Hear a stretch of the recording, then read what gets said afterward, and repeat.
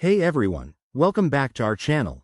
Today, we're diving into a super handy topic: how to view LinkedIn without an account in 2025.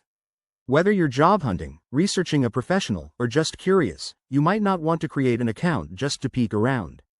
Don't worry, I've got you covered with some straightforward methods that work in the latest updates. Let's jump right in. First off, the easiest way is to use Google Search. Simply type the person's name followed by LinkedIn in the search bar. For example, search for John Doe LinkedIn. Often, Google will pull up public profiles directly from the results page.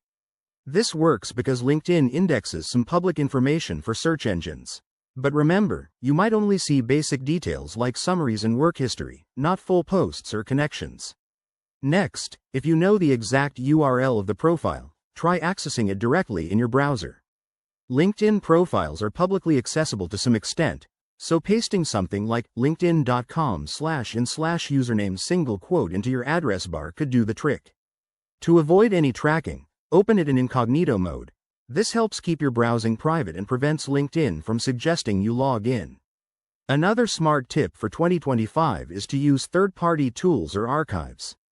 Sites like the Internet Archive's Wayback Machine might have cached versions of public profiles. Just enter the LinkedIn URL, and you could view older versions of the page. However, be cautious with these. Always respect privacy laws and use them ethically. Now, let's talk limitations. While these methods let you view some content, you won't get full access to private features or interactions.